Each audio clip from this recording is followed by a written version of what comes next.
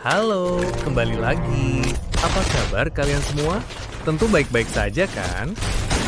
Di awal film, kita akan diperkenalkan dengan seorang gadis remaja bernama Nina yang saat itu sedang bersama pacarnya.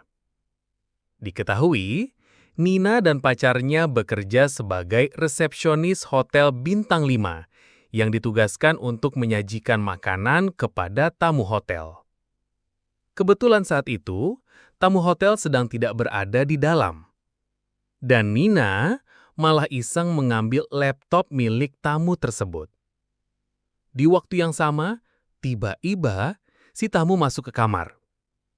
Ia kaget tatkala melihat laptopnya telah hilang. Sontak, si tamu pun segera menghubungi asistennya agar cepat datang ke kamar hotel. Sementara itu, Nina dan pacarnya memutuskan untuk bersembunyi. Ketika si tamu sedang mencari laptopnya, pacar Nina mencoba mengembalikannya diam-diam. Namun, sayang sekali ia ketahuan. Tanpa ragu, si tamu langsung menghabisinya. Tak lama kemudian, asistennya datang dan memastikan bahwa pacar Nina telah tewas. Mereka lalu mencoba memanipulasi kejadian agar terlihat seperti pembelaan diri. Dalam waktu singkat, polisi mulai menangani kasus tersebut dan berbagai media gencar memberitakannya.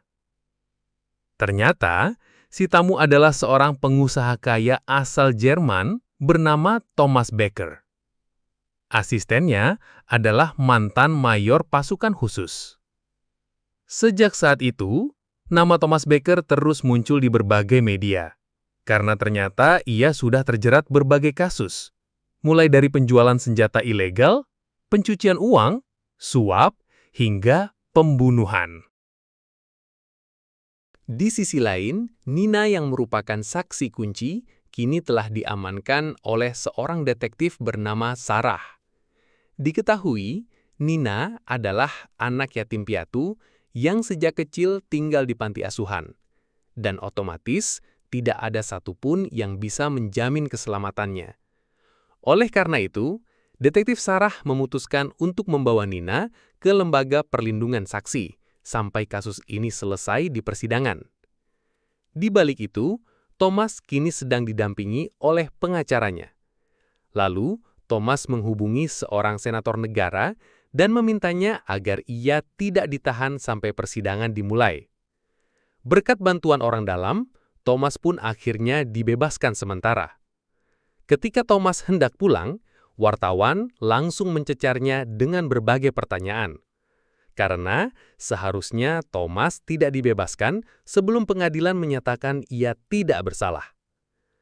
Keesokan harinya, Nina kini telah berada di tempat perlindungan saksi. Di sini, Nina akan dijaga oleh seorang pria bernama Fischer. Fischer adalah mantan pasukan khusus Jerman yang pernah bertugas lama di Afghanistan. Bukan hanya Fischer, di sana juga ada 2 rekan kepercayaannya yang turut akan menjaga Nina. Beberapa jam kemudian, salah satu dari mereka meminta izin kepada Fischer untuk keluar sebentar. Sebab istrinya yang sedang mengandung tengah membutuhkan sesuatu. Setelah keluar dari gedung, pria itu mendapat telepon dari istrinya. Sang istri memintanya untuk segera pulang ke rumah. Ia pun menjawab, "Aku baru saja keluar dari gedung. Aku akan tiba di rumah dalam 15 menit. Namun bersamaan dengan itu, tiba-tiba rekan Fischer dihabisi oleh seorang pembunuh bayaran. Ternyata, pembunuh bayaran itu tidak sendirian. Ia datang bersama kelompoknya. Mereka semua ditugaskan untuk menghabisi Nina dan siapapun yang menjaganya. Sudah jelas, mereka adalah orang suruhan Thomas yang tidak mau Nina sampai bersaksi di persidangan. Sementara itu, insting Fischer yang sangat kuat membuatnya merasa ada sesuatu yang tidak beres. Fischer pun segera menyuruh satu rekannya untuk bersiap. Tak lama, para pembunuh bayaran suruhan Thomas tiba di depan pintu ruangan dan mereka langsung memasang sebuah peledak. Kemudian, terjadilah baku tembak brutal. Dalam insiden ini, kelompok suruhan Thomas berhasil dibantai habis. Namun sayangnya, satu rekan Fisher juga harus tewas. Fisher pun menyadari bahwa tempat ini tidak aman lagi. Mereka harus pergi, segera. Di tengah pelarian, Nina terlihat sudah mulai frustasi. Ia bahkan sempat berkata ingin menyerah. Namun Fisher mencoba menguatkan Nina. Ia berkata, "Jangan menyerah. Kalau kamu menyerah, kedua rekan saya akan mati sia-sia." Fisher lalu menghubungi kepala polisi bernama Dodo untuk memberitahu bahwa gedung perlindungan saksi telah diserang. Dodo menyarankan Fisher agar segera pindah ke lokasi pelindungan saksi yang kedua. Namun, Fisher menolak, sebab ia yakin salah satu polisi pasti telah berkhianat. Karena tidak mungkin orang luar bisa tahu lokasi pelindungan ini, kecuali seseorang dari dalam telah membocorkannya. Kemudian Fisher mengajak Dodo untuk bertemu di sebuah stasiun kereta. Ia juga meminta Dodo membawa sesuatu yang sangat penting, yaitu insulin. Namun saat Fisher dan Nina dalam perjalanan menuju stasiun, tiba-tiba mereka diserang oleh seorang pria tak dikenal. Tembakan pun tak terhindarkan. Beruntung, Fisher berhasil mengalahkan pria tersebut dan melanjutkan perjalanan bersama Nina. Beberapa saat kemudian, mereka tiba di stasiun untuk bertemu dengan Dodo. Dodo pun datang, membawa insulin seperti yang diminta. Ternyata, insulin itu bukan untuk Fisher, melainkan untuk Nina. Diketahui Nina memiliki penyakit yang mengharuskannya rutin menyuntikkan insulin. Lalu Fisher menyarankan agar Fisher menyerahkan Nina kepada pihak kepolisian. Ia bahkan berjanji akan menugaskan orang-orang kepercayaannya untuk menjaga Nina. Namun, Fisher menolak. Menurutnya, Dodo tidak akan tahu siapa saja polisi yang mungkin telah bersekongkol dengan Thomas. Fisher percaya bahwa Nina akan lebih aman bersama dirinya. Mendengar penolakan itu, Dodo juga tidak mau mengalah. Ia mengatakan bahwa Fisher telah menyalahi aturan dengan membawa Nina seorang diri. Seketika, suasana menjadi tegang. Ketegangan antara dua orang itu pun makin memuncak. Hingga akhirnya, Fisher memborgol Dodo ke sebuah kursi di stasiun dan membawa Nina pergi. Beberapa waktu kemudian, Dodo kembali ke kantor polisi dan bertemu dengan detektif Sarah. Di sana, ia mengatakan bahwa Nina telah dibawa kabur oleh Fisher. Mendengar hal itu, detektif Sarah tampak terkejut. Ia sadar apa yang dilakukan Fisher telah melanggar prosedur kepolisian. Di sisi lain, Fisher dan Nina mampir ke apartemen milik Fisher untuk mengambil perbekalan. Mereka berencana akan kabur keluar kota sampai persidangan dimulai. Kembali ke Dodo. Saat itu, ia telah mengumpulkan seluruh anggota kepolisian. Dodo memerintahkan semua orang untuk menangkap Fisher dan Nina. Kini, Fisher telah menjadi buronan resmi. Bukan hanya diburu oleh pembunuh bayaran suruhan Thomas, tapi juga oleh polisi kota. Para polisi langsung mencari ke apartemen Fisher. Namun sayang, mereka terlambat. Fisher dan Nina sudah lebih dulu pergi. Beberapa jam kemudian, ketika polisi sibuk mencari, Fisher dan Nina justru sedang santai ngopi di sebuah bar pinggir kota. Mereka sedang menunggu seorang teman lama Fisher bernama Rudy. Terkena ranjau. Dan saat itu, tentara lainnya kabur karena musuh mulai menyerang.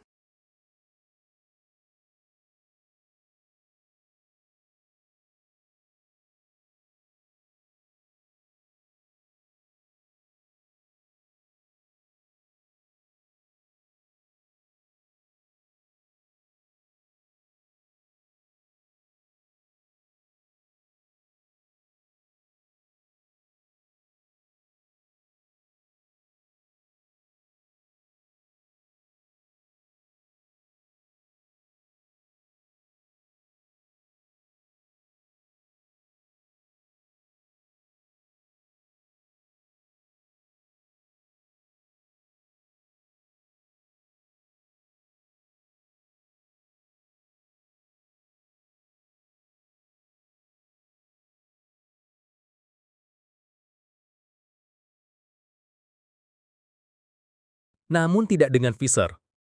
Fisher berjuang sekuat tenaga melawan musuh hanya demi menyelamatkan Rudy. Di sisi lain, detektif Sarah yang sedang berada di rumah tiba-tiba mendapat telepon dari Dodo, kepala polisi.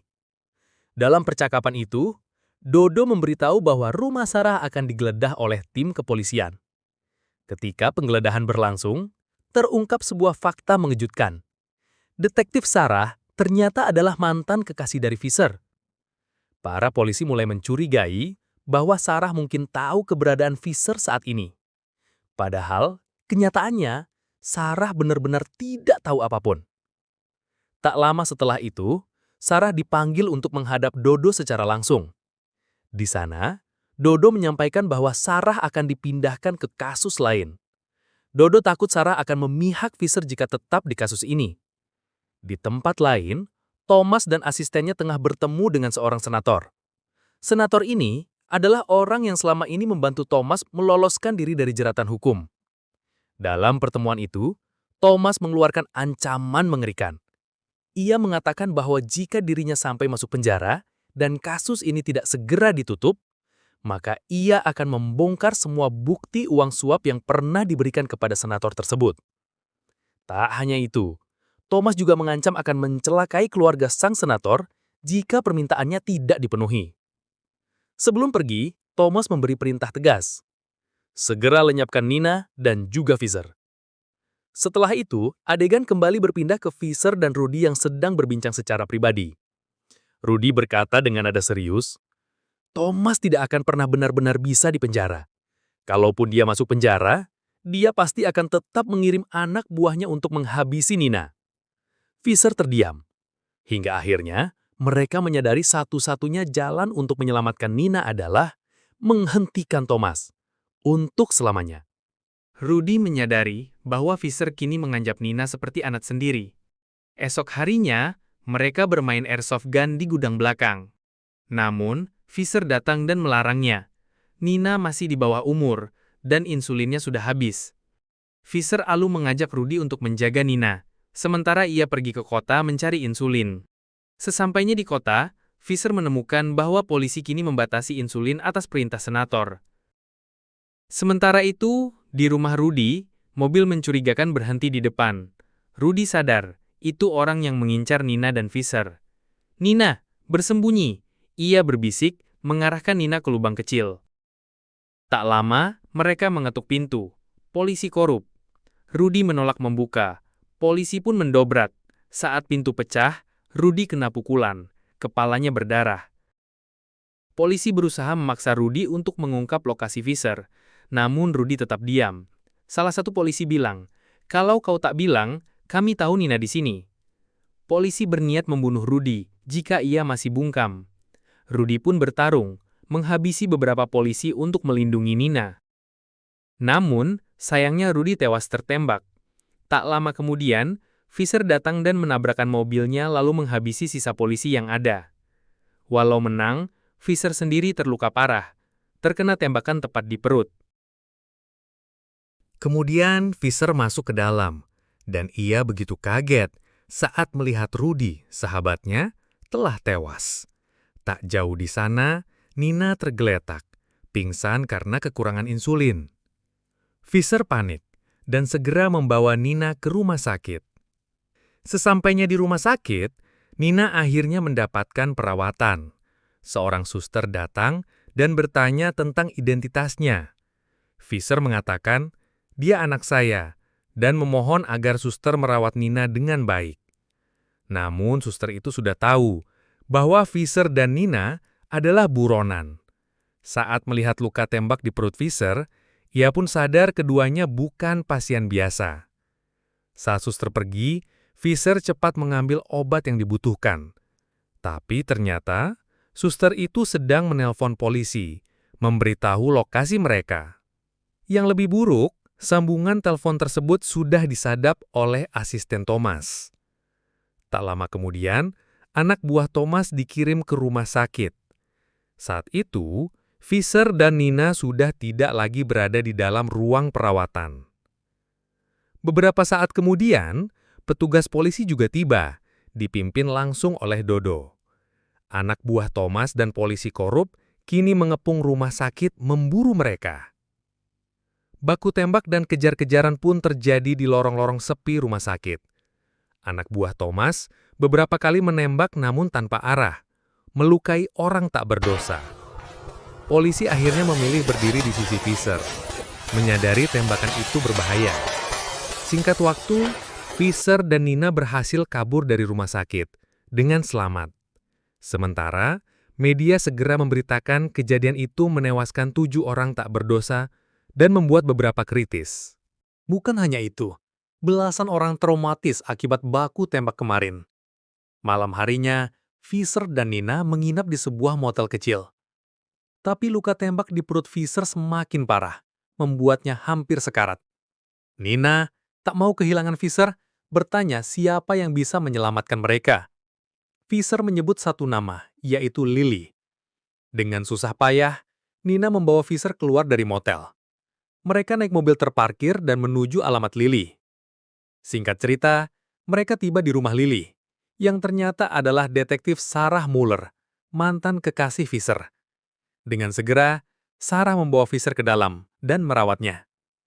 Fisher tampak sangat lemah, sekarat. Setelah luka ditangani, Sarah dan Nina duduk bersama, berbincang untuk memahami apa yang sebenarnya terjadi. Nina lalu bertanya, kenapa Sarah berpisah dengan Fisher? Sarah mengaku, dulu ia sangat egois dan meninggalkan Fisher karena tugasnya yang sering ke Afghanistan. Keesokan harinya, Fisher sudah sedikit pulih. Ia mengajak Nina dan Sarah kembali ke rumah Rudy. Di tengah perjalanan, mereka melihat mobil lain yang baru datang dari sana. Fisher menjelaskan, mereka akan memakamkan Rudy dengan layak.